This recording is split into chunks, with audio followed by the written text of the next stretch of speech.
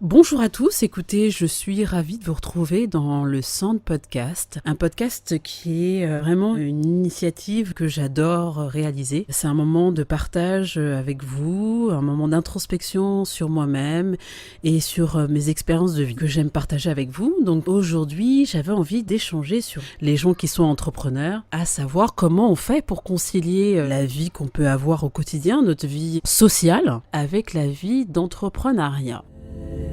Guide you to your mind.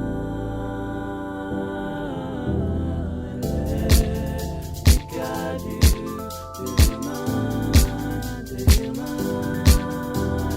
Let me guide you to your mind. Let me guide you to your mind.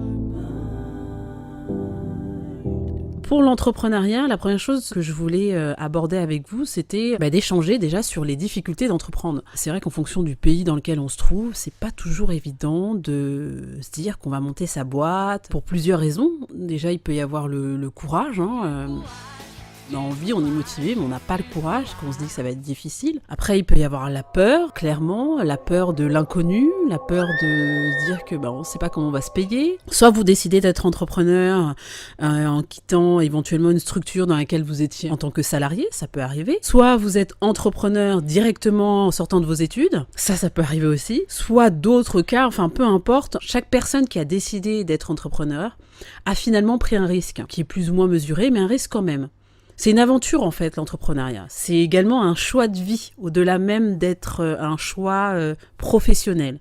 Parce que ça a des conséquences sur votre vie et sur l'environnement familial, l'environnement des amis, et puis même sur vous en fait. On ne se rend pas compte à quel point l'entrepreneuriat transforme la personne qui a décidé d'aller jusqu'au bout du chemin. Après, il y a effectivement le système qui est pas simple pour les entrepreneurs. Je crois que dans tous les pays, alors je connais pas forcément ce qui se passe dans les autres pays dans la démarche entrepreneuriale, mais en tout cas, quand on entreprend en France, c'est pas simple dans le sens où par où commencer, quelle démarche il faut faire, dans quel bureau il faut aller, quel papier il faut déposer, comment rédiger ses statuts, qu'est-ce qu'il faut mettre dedans, c'est quoi l'objet social, bref. Je travaille avec mes sœurs et on réfléchit vraiment à du contenu pour pouvoir aider les gens à faciliter cette démarche de création d'entreprise. En fait, qu'il y ait un chemin qui soit un peu plus précis, guidé, détaillé, expliqué. Parce que c'est un peu la jungle, quoi. On ne sait pas par où commencer. En vrai, il y a 2 ou 3 endroits où il faut aller. Je ne vais pas rentrer dans les détails, mais c'est le greffe, les impôts et le CFE, le Centre des formalités des entreprises.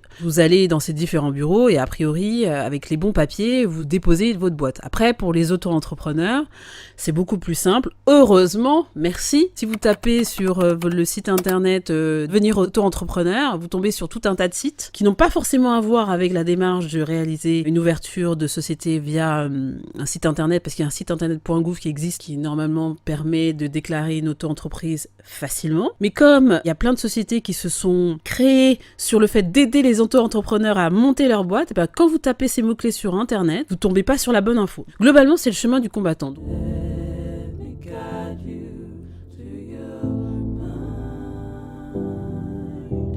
C'est vrai que le début de la création d'une entreprise, quand vous connaissez pas, c'est chaud, c'est super chaud. Et j'entends tous les entrepreneurs dire « ouais, ça a été super galère ». Finalement, quand vous réfléchissez plusieurs années, plusieurs mois après, vous vous dites « j'ai réussi à le faire, mais je sais même pas trop comment en fait ». C'était super compliqué. Donc déjà, la création de la boîte, la genèse de l'entreprise par une démarche administrative, un parcours du combattant. Une fois que tout ça c'est fait, là vous dites « comment je fais pour trouver des clients ?» Alors là, que ce soit du service, des produits, ce que vous voulez en fait. J'aime bien l'idée du growth mindset, du growth hacking, du no limit.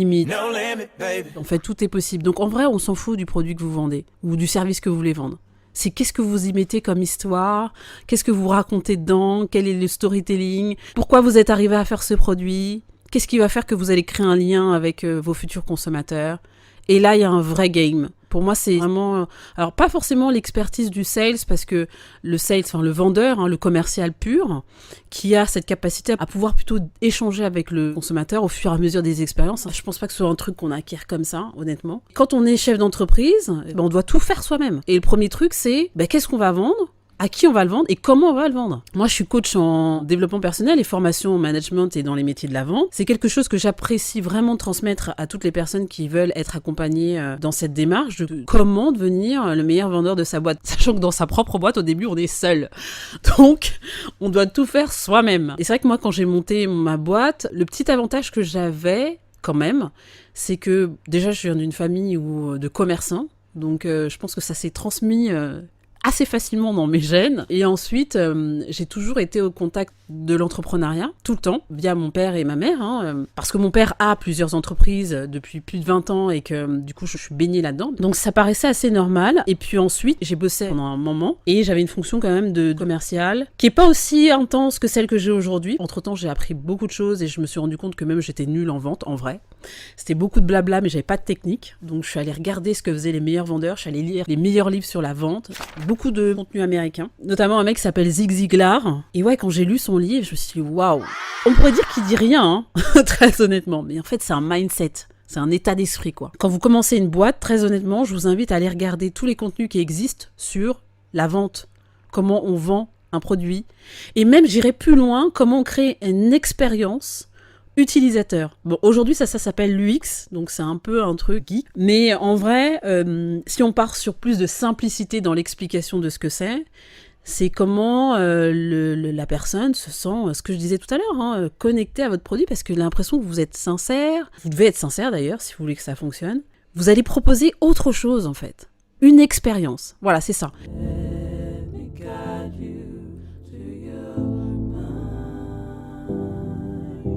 On a fait un podcast avec Blériot de Apéraf sur la restauration, enfin, toute la food afro. Et c'est vrai qu'il y a plein de restaurants. Il n'y en a pas assez à mon goût, honnêtement. Le marché est vaste et il y a énormément de possibilités pour les restaurateurs aujourd'hui, quels qu'ils soient d'ailleurs. Mais c'est vrai que comment on fait pour que quand les gens viennent dans un restaurant africain, ils vivent une expérience unique, pas juste manger un plat africain. Nos ancêtres, en fait, racontaient des histoires. On parle des griots. Ces histoires-là, il y avait vraiment une transmission orale de la connaissance et du savoir. Donc on était tout le temps en train de raconter des histoires. Donc ça fait partie de quelque chose qui est quand même fort. Et comment on fait pour utiliser en fait ces habiletés dans tout ce qu'on va proposer aujourd'hui, que ce soit un restaurant, que ce soit proposer des services aux entreprises ou créer un site de e-commerce en ligne. Mais j'aime bien l'idée que vous avez un héritage culturel, un héritage familial, avec des compétences qu'ont eu vos parents, vos arrière-grands-parents, et qui sont dans vos gènes, et du coup, vous avez cette force en vous. Souvent, vous ne savez pas trop d'où elle vient, mais cette force en vous qui vous permet, en fait, d'aller plus facilement vers des sujets sur lesquels vous êtes normalement perdu. Tout ça pour dire que moi, c'est vraiment ce qui s'est passé quand j'ai monté ma boîte et que je me suis dit comment je vais faire pour vendre mon produit qui était de l'événementiel mais qui était pas très clair au départ parce que au début c'est jamais clair en vrai. Avec du recul, j'ai fait du growth hacking, c'est-à-dire que je suis allée sur un site, j'ai récupéré des clients et je leur ai proposé mes prestations alors que c'était pas, ils me demandaient pas à moi, ils demandaient à un site. Et c'est comme ça en fait que j'ai commencé l'activité d'événementiel. Donc ne sous-estimez jamais votre capacité et votre potentiel. Il faut vraiment croire en vous. Même si au début vous vous dites que vous n'avez rien, mais en fait, en vrai, vous avez plein de choses. Juste croyez en vous vraiment. Et après, je pense que les mentors aident. Avoir un mentor, quelqu'un qui vous inspire. Alors ça peut être quelqu'un que vous connaissez de proche, mais ça peut être quelqu'un aussi avec lequel vous n'avez absolument aucun contact. D'ailleurs, vous n'aurez probablement jamais aucun contact parce que ce sont des personnes célèbres. Moi, je sais que j'ai plein de mentors dans plein de disciplines différentes. Je parlais de Zig Ziglar tout à l'heure, un des plus grands vendeurs de l'histoire des États-Unis. J'aime beaucoup Steve Jobs parce que, en fait, il lui arrivait plein de merde. Et j'aime bien l'idée, ne vous découragez jamais. On l'a viré de sa boîte. Ensuite, il en a monté une autre. Il s'est retrouvé à vendre Pixar à Disney, je sais pas combien, enfin un truc de dingue. Donc aujourd'hui, Pixar que vous connaissez tous, ça a été créé par Steve Jobs quand même. Et après, on l'a rappelé chez Apple et là, il est devenu le gourou mondial que tout le monde adore. Et chacune de ses prêts était juste incroyable parce qu'un minimalisme et un impact sur les gens qui était dingue. J'aime bien Bozoma St. Jones. Elle est militante quand même, elle défend les valeurs liées à ce qu'elle est en fait profondément. Et en même temps, elle bosse comme une tarée, parce qu'elle a un lifestyle particulier, quoi. C'est-à-dire qu'elle se lève le matin à 6h, elle fait du sport, toutes ces habitudes qu'ont les gens qui réussissent. Voilà, moi, j'ai une grande admiration pour cette femme. Donc, tout ça pour dire que être entrepreneur, c'est, en résumé, croyez en vous et confiance en votre capacité. Si vous ne savez pas, allez chercher l'information, parce qu'il y a tout sur Google aujourd'hui, c'est génial. Google is your friend. La phrase que vous avez en tête, vous tapez et vous verrez que vous aurez des réponses. Et ensuite, trouvez vos mentors, les gens qui vous inspirent, les gens qui vont vous permettre de ne pas vous décourager. Au moment où vous êtes down, vous regardez une vidéo d'eux, vous regardez un message d'eux et ça vous remonte et ça vous permet de croire en vous.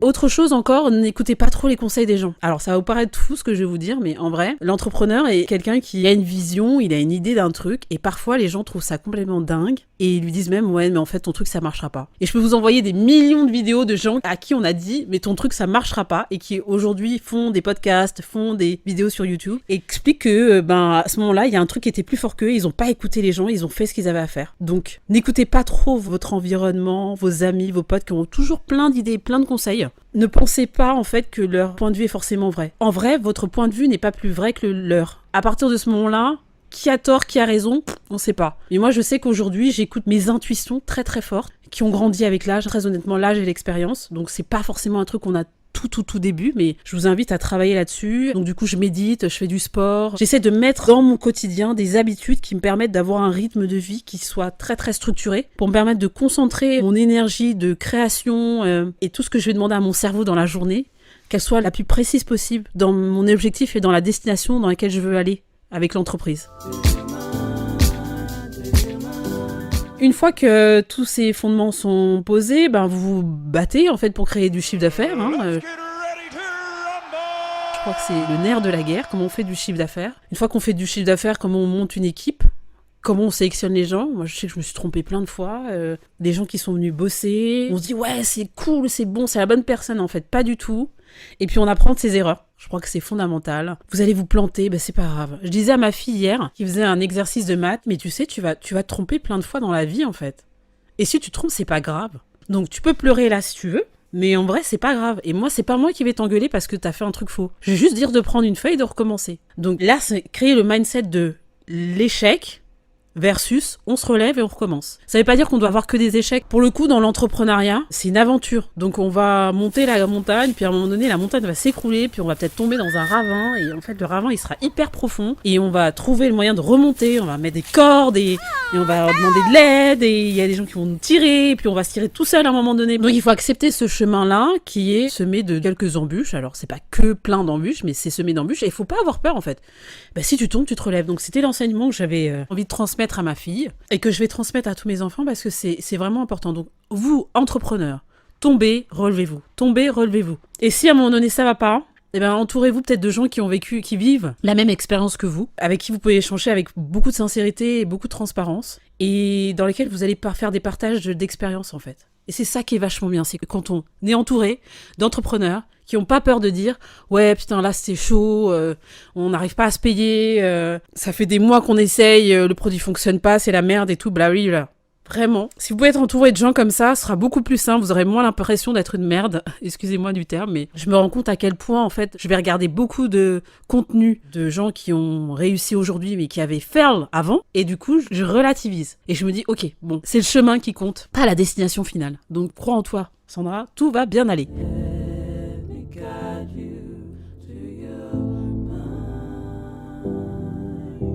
C'est quand même dense la vie d'entrepreneur, on pourra en parler pendant des heures et je pense que je ferai plusieurs podcasts là-dessus. Mais je fais un lien du coup avec la vie perso, la vie familiale, la vie amicale. Et comme j'ai dit tout à l'heure, tout le monde ne comprend pas l'entrepreneur. Parce que l'entrepreneur est fou. L'entrepreneur, il sort du chemin classique, du salarié par exemple. Donc du coup, si vous avez des potes qui sont salariés, des fois, ils comprennent pas ce que vous êtes en train de faire. Moi, je me souviens, quand je bossais dans l'entreprise familiale, il y a plus de 10 ans, je me pointais souvent en retard au rendez-vous. Bon, c'est vrai que j'étais une meuf en retard, j'avoue. Mais je me pointais souvent en retard et en vrai, quand il fallait finir un document, un dossier, les fiches de paye, un devis pour un client, en fait ça passait en priorité. Donc parfois je me pointais à un dîner qui était prévu à 20h30 à 22h. Donc les gens me regardaient en disant ouais, bon en fait Sandra elle est tout le temps en retard ou alors elle s'en fout de nous, elle nous considère pas, mais en fait pas du tout, c'est juste que à la fin du mois, le truc qui va me payer mon loyer, mon salaire et tout ça et puis même cette chose pour laquelle je vis profondément, c'est là en fait, ça passe avant vous. Et c'est dur, mais c'est vrai. Je pense que j'ai fait passer l'entrepreneuriat avant plein de choses. Bon, les amis, ça c'est sûr. Parfois mes enfants. Ouais, c'est chaud, mais c'est vrai. J'étais all-in sur la boîte, genre vraiment all-in, en mode Warriors, on s'en fout, machin. Et du coup, j'avais une nounou à l'époque pour mes filles, tout particulièrement. Mon fils, je l'ai gardé pendant toute la période. Donc lui, il n'a pas été en crèche. Et je l'ai gardé tout le temps. Donc en fait, je bossais et en même temps, il était avec moi. Donc lui, pas de sujet. Mais mes filles, ouais, j'ai eu une bonne consommation de nounou. Heureusement, c'était la même nounou. Les filles étaient beaucoup plus avec la nounou qu'avec moi. Parce que j'ai des jumelles, je précise. Ça, c'est compliqué parce que c'est pas compris en fait. Les gens ne comprennent pas pourquoi vous faites ça. Alors aujourd'hui, j'ai réécrit un équilibre par rapport à ça, complet. Donc au niveau des amis, moi très honnêtement aujourd'hui, c'est vrai que je suis entourée de beaucoup de gens qui sont entrepreneurs ou qui ont une vie professionnelle assez dense. Comme ça au moins, je me sens pas en décalage en fait. Ou je me sens pas incomprise. J'ai plus envie de devoir me justifier de ce que je fais. Donc du coup, je m'entoure des personnes qui sont plus en phase avec ce que je suis. Après, il y a la famille. Bon, alors dans mon cas, c'est vrai que j'ai une famille d'entrepreneurs, de commerçants pour beaucoup. Donc en fait, c'est pas déconnant pour eux. On m'a pas reproché d'être entrepreneur. Donc ça, c'est plutôt cool. C'est même une chance. Maintenant, j'entends tous les entrepreneurs qui ont décidé un jour de le faire, ou d'ailleurs qui flippent de le faire parce qu'ils ont peur des réactions de leur famille, leur père, de leur mère, qui vont dire mais qu'est-ce que tu fais, c'est pas du tout sécure, reste dans ton boulot, au moins t'es payé, t'as tes vacances, tes machins, et qui découragent complètement leurs gosses de faire ça. Mais c'est ok, je peux comprendre les anxiétés par rapport à ça. Mais c'est vrai que c'est plus facile quand vous avez de la motivation, des gens qui vous aiment, qui sont autour de vous et qui vous motivent à suivre votre rêve, en fait. Et après, je pense que quand on est aussi en couple avec quelqu'un qui est pas entrepreneur, moi je sais que ma première relation, qui a duré quand même un certain temps, je crois que ça a été toujours difficile pour mon conjoint à ce moment-là, parce que j'étais jamais là. J'étais jamais là. Et je me rends compte que c'était pas intelligent finalement d'avoir ce type de stratégie, parce que l'entrepreneuriat n'est pas toute sa vie. J'ai passé beaucoup de temps à vous parler d'entrepreneuriat au début du podcast, mais je vais finir par vous dire, l'entrepreneuriat, ce n'est pas toute votre vie. Vous pouvez pas remettre l'intégralité de votre personne dans l'entrepreneuriat, si vous êtes entrepreneur. Mais en vrai, dans n'importe quel truc, dans votre job. Donc, en gros, pour être clair, si demain vous perdez votre boîte ou si demain vous perdez votre job, il y a une partie de vous qui va s'éteindre et mourir en même temps. Donc, faites comme la bonne vieille expression, ne mettez pas tous vos œufs dans le même panier, ne mettez pas toute votre entité, ne remettez pas toute votre valeur dans un seul et même truc. C'est-à-dire l'entrepreneuriat, et si je suis plus entrepreneur demain, c'est une cata, je ne suis plus rien. Pas du tout. Donc moi j'ai fait plein de rééquilibrages par rapport à ça, notamment faire des rééquilibrages sur la vie personnelle, parce que je ne suis pas sûre que être entrepreneur, foncer tête baissée, ça fonctionne toute la vie en fait. Je ne pense pas que ça contribue à l'équilibre. Je pense que l'équilibre il se fait quand on est bien entouré, quand on se sent aimé, quand on a des potes. Ils peuvent avoir des points de vue différents et c'est ça qui est intéressant en fait, mais ils partagent quand même les mêmes valeurs. Vous sentez pas besoin de vous justifier en permanence. Et c'est vrai que la sphère des entrepreneurs c'est quand même une matrice un peu à part, sachant que la majorité des gens sont pas entrepreneurs. Donc voilà, je voulais terminer ce podcast en vous disant que c'est pas simple tout ça. J'ai expliqué beaucoup de choses, mais c'est pas simple d'être en phase avec son rêve d'entrepreneur, son rêve de créer une boîte, et tous les enjeux qui résident à côté de ça. La famille, les amis, les enfants, quand on en a, ou quand on veut en avoir même. Et que aujourd'hui j'ai un peu plus de maturité, et même si j'ai plus de maturité, très honnêtement, je ne détiens pas la vérité absolue. Pas du tout, j'apprends chaque jour. Et ça, c'est génial d'apprendre un truc nouveau chaque jour. Mais surtout, ce que j'apprends, c'est que faut savoir prendre soin de soi. C'est ça le plus important. Parce que finalement, vous plongez en mode travaillomane, ça c'est une de mes caractéristiques. Vous plongez en tant que travaillomane dans la vie d'entrepreneur. Donc ouais, ça répond à peut-être une névrose, je sais pas, mais j'aspire quand même à avoir plus de stabilité, plus d'équilibre en fait. Une vie sociale, avec des gens que j'aime, avec qui je me sens bien. Et puis, moi, j'ai 3 enfants, donc les faire grandir quand même avec le mindset de la famille. Pas juste leur mère qui les voit en train de travailler tout le temps. Les enfants, je vous le dis, je ne fonde pas toute ma valeur dans le travail. Eh bien, écoutez, merci. Je vais couper là maintenant, parce que je pourrais parler pendant des heures, mais je pense qu'on continuera sur un autre podcast. Je vous remercie pour tous les messages, pour tous les partages, pour toutes les informations de feedback qui sont faites par rapport aux publications qu'on fait aujourd'hui avec mes sœurs. Tous les podcasts qu'on envoie, on va continuer à faire ce travail parce qu'il est important pour nous. On va continuer à créer du contenu. Merci pour tout et je vous embrasse très fort. À très bientôt.